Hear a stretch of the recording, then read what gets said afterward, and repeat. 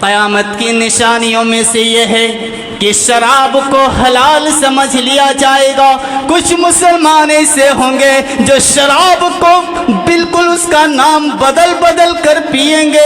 इमाम कायनात मुहम्मदुर रसूलुल्लाह सल्लल्लाहु अलैहि वसल्लम का फरमान है, आपने इरशाद फरमाया क़यामत की निशानियों में से यह है कि मेरी उम्मत के लोग शराब का नाम बदल बदल कर पिएंगे। आज मुआशरे की हालत क्या है? कोई ताड़ी पीता है, कोई शराब पीता है, कोई हंडिया पीता है, कोई विदेशी पीता है, कोई देसी पीता है। नाम बदल बदल कर आज हमारे मुसलमान शराब नोशी कर रहे हैं। और यही नहीं बल्कि इस्लाम में मुल्क में यानी मुसलमान कंट्रीज में, मुसलमान देशों में भी आज शराब नोशी आम हो चुकी है। क़यामत की निशानी है, गिनिए और इंतजार ना कीजिए, आकर झुक जाइए। ये सब निशानी बिल्कुल आम हो चुकी है।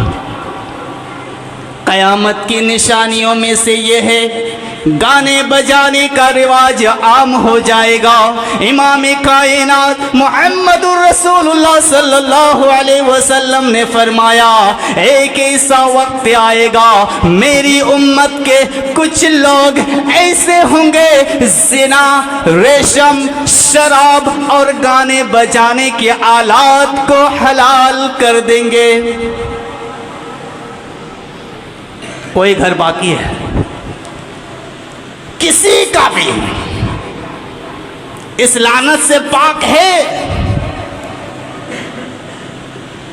आज दुकानों में, बाजारों में, बसों में, यहाँ तक के मस्जिद के इर्द गिर्द बैठकर भी आज हमारे मुआशरे के नौजवान, वो नौजवान जिसके बारे में अल्लाह के नबी सल्लल्लाहु अलैहि वसल्लम ने कहा कि ये वो जिम्मेदार हैं, ये वो खंबे हैं, जब तक ये मजबूत रहेंगे इस्लाम को कोई हिला नहीं सकता।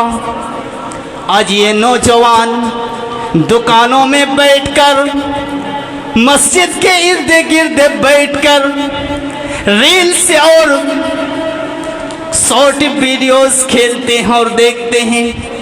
ये भी क़यामत की बहुत बड़ी निशानी है।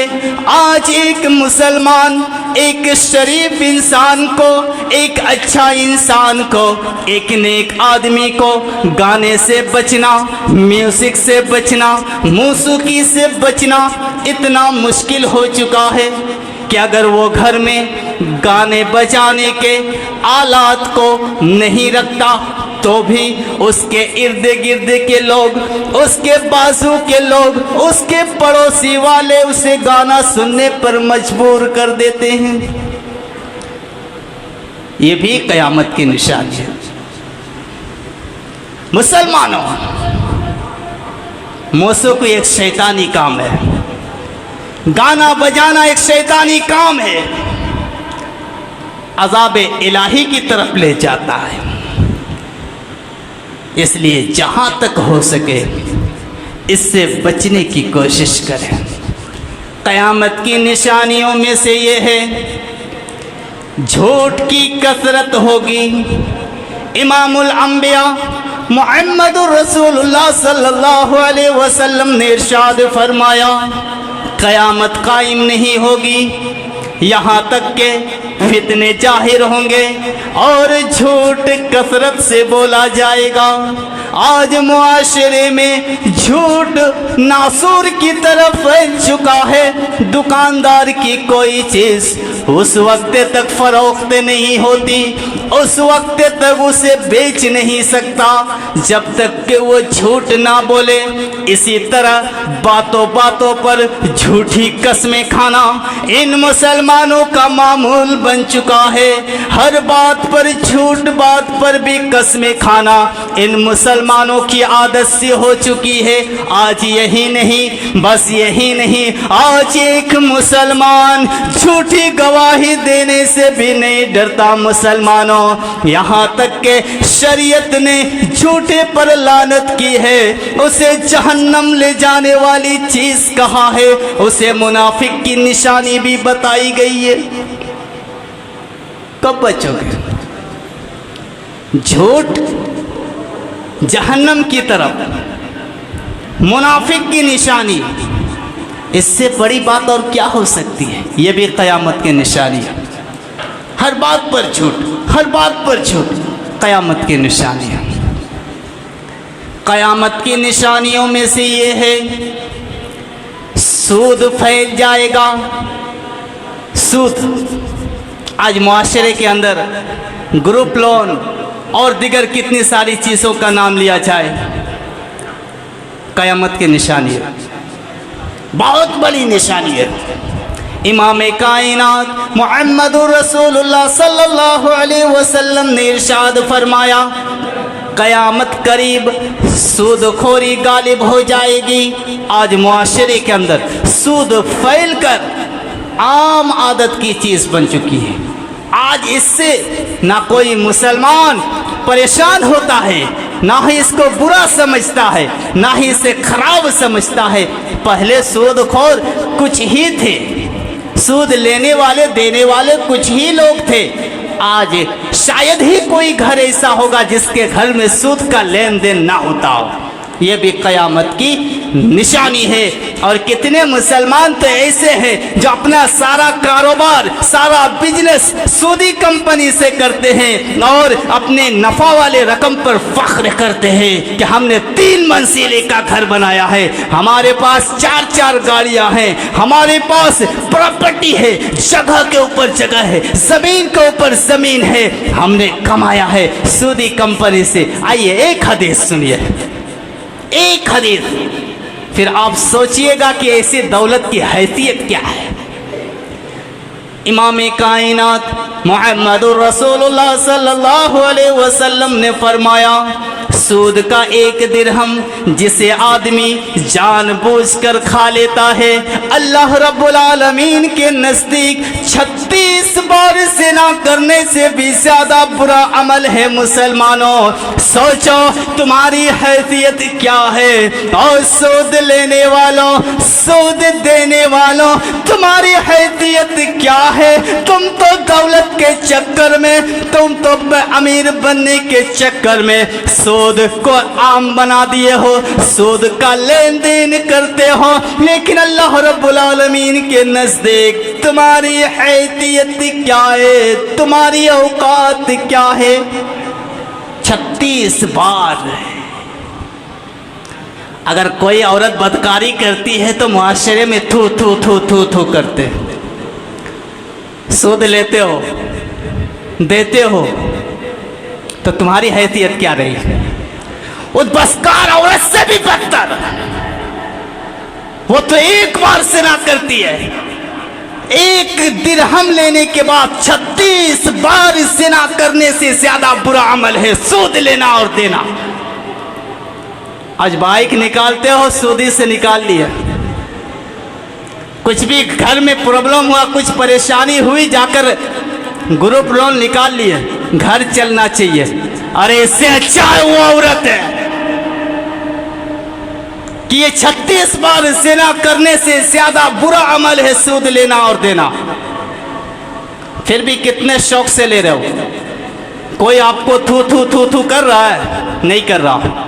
कोई औरत अगर बदकारी करे हो मुआशरे में थू थू थू थू, क्योंकि वो दिख रही है कि वो गलत काम कर रही है।